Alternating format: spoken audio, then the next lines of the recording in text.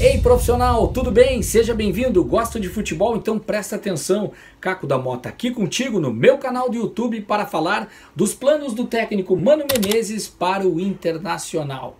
Coisas pontuais, muito interessantes de dentro de campo, como por exemplo, Moisés, lateral esquerdo, está sendo treinado para jogar na quarta zaga no time do Mano.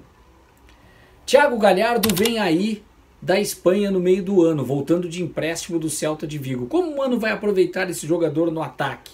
E a propósito, no ataque, tendo Alemão e David, pode jogar juntos? De que forma o Internacional pode jogar no seu ataque e construir melhores jogadas, mesmo tendo um maior volume de jogo, como ele mesmo comentou, contra o Avaí? E no meio de campo, Edenilson pode render de que forma? Tyson ou Alan Patrick, ou os dois juntos? E por último, uma coisa um pouco mais profunda, mais abrangente a respeito do futebol, que Mano citou, uma diferença do que é sistema de jogo, que é filosofia de futebol. E o Inter tem uma, ele comentou um pouco sobre isso também, em entrevista exclusiva ao programa Sala de Redação da Rádio Gaúcha.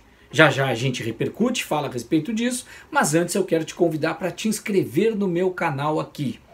Se você já está inscrito, muito obrigado. Eu sou o jornalista Caco da Mota, para quem não me conhece, falo aqui de futebol, trago opinião, informação, com entrevistas e também vídeos a respeito da repercussão de informações como essa entrevista recente do técnico Mano Menezes. A começar pela primeira curiosidade, assim. Moisés, voltando ao Inter, né, ficando à disposição, já está treinando como quarto zagueiro, para jogar ao lado do Bruno Mendes ou do Vitão, enfim. Porque o Bruno Mendes pode, em breve, se o Internacional não conseguir adquirir esse jogador junto ao Corinthians, certamente o Internacional terá que ter mais zagueiros. E o Mano já está pensando lá na frente com essa opção, já que tem o René para a lateral esquerda e o próprio Moisés quando precisar. Né? Tem o mercado, né? Em algum momento o Kaique Rocha volta, mas o Inter fica com poucas opções de defesa, mesmo que o Vitão já tenha demonstrado boas atuações quando teve, até marcando gol de cabeça, enfim. Mas o Mano está buscando mais uma opção. Por esse aspecto muito interessante. Outro aspecto que vejo interessante é a questão da altura do jogador, né? Ele aumenta a altura da zaga porque com o próprio Bruno Mendes, né, os laterais, o René de um lado e o Bustos do outro, a zaga quando está num escanteio, numa bola parada, ela fica muito baixa. Não é à toa que também a troca do Gabriel saindo para a entrada do Rodrigo Dourado também é aumentar a altura do sistema defensivo para se proteger pelo alto e não só por baixo. David ou Alemão? Mano falou sobre isso também, característica desses jogadores, que nenhum dos dois, na verdade, são centroavantes de origem. Os centroavantes que o Internacional tem são o Wesley, que é mais centralizado, e o próprio Cadorini. O Alemão, ele, por sua estrutura e pelo que o Mano explica, e eu concordo, é um jogador que sai muito da área e vai para o flanco, para a ponta, justamente porque teve essa característica. E aí agora está sendo mais centralizado e ainda precisa ser mais trabalhado. Tem as suas qualidades, o Mano falou sobre isso, mas ele vê o David também com muita experiência podendo brigar por essa posição ou jogando os dois, né?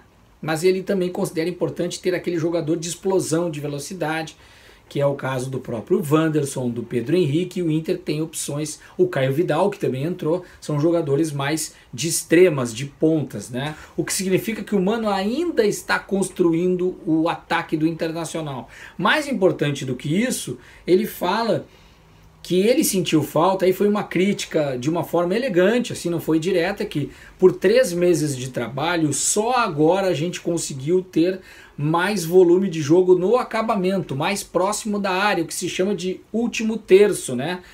Que é a parte final do campo. O Inter teve, pelo menos, ele chegou, o trabalho que o Mano fez nesse pouco período, é chegar mais próximo do gol. Agora ele vai fazer treinamentos específicos de 8 contra 8, justamente nessa área final, e vai fazendo uma atrás da outra, cruza, cabeceia, chuta, dribla, vai para cima, tabela, apita, para, vai, é treinamento. E para o ataque ele pode ganhar um jogador importante, que é o Thiago Galhardo, no meio do ano, quando encerra o empréstimo do Inter para o Celta de Vigo, ele volta, fica à disposição. O que o Mano disse? Olha, se ele tiver à disposição, estiver afim, ele é um grande jogador que teve uma ótima contribuição, seu melhor momento foi com o Kudê, jogando ou pelo lado, ou até mesmo como falso 9, como centroavante mesmo. E ele disse, um jogador desse, que com a característica que teve, com o que fez no Internacional, marcando gols daquela forma, é muito interessante. Claro que eu vou querer contar com um jogador com esse nível, mas isso é mais lá para frente, para o meio do ano.